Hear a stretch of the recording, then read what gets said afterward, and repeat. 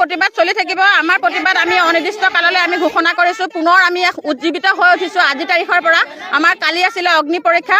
এই অগ্নি পৰীক্ষাত অজন্তা নেওগ মহোদয়ৰ লগত আমাৰ নেতৃবৰ্গ মিলিত হৈছিলে। কিন্তু আমি ভাবিছিলোঁ এটা গহপুৰলৈ সুফল কঢ়িয়াই আনিব পাৰিম বা সদৌ অসমলৈ এটা সুফল যাব।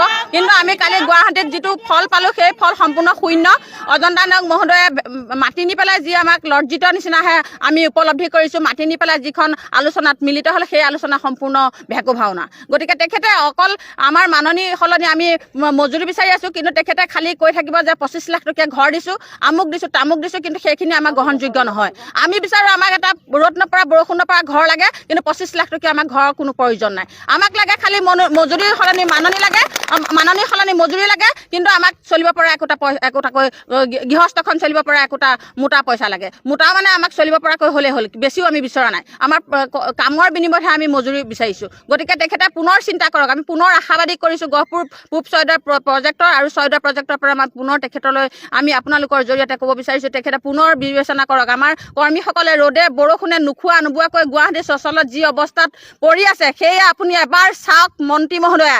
আপুনি এবাৰ চাওক। আপুনি যদি মহিলা হয় তেতিয়াহ'লে আপুনি নাৰীৰ চকুলো টুকিবলৈ আপুনি এষাৰ মাত দিয়ক মন্ত্ৰী মহোদয়া।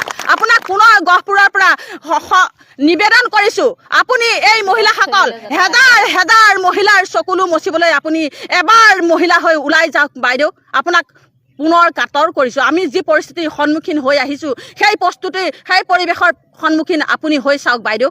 গতিকে পুনৰ ক'ব বিচাৰিছোঁ বাইদেউ আপুনি আলোচনাত বিবেচনা কৰক। আমাৰ এই মাননি সলনি মজুৰি কৰি আমাৰ ঘৰখন চলিব পৰাকৈ আপুনি কিবা এটা বিবেচনা কৰক বাইদেউ। আপোনাক কাতৰ কৰিছোঁ। যিটো 24 লোকসভা নিৰ্বাচন সমাগত আপোনালোকৰ যিবোৰ দাবী মানি নলয় লোকসভা নিৰ্বাচনত প্ৰভাৱ পৰিব নেকি? হয়, আমি কালি তাত এটা আমাৰ অসমৰ গোটেই যিমানখিনি 1,21,000 মহিলা আমি তাত সমবেত হৈছোঁ। আমি শপত লৈ আহিছোঁ আমাৰ যেতিয়ালৈকে দাবী পূৰণ নহ'ব তেতিয়ালৈকে আমি আগন্তুক ইলেকশ্যন আহি আছে।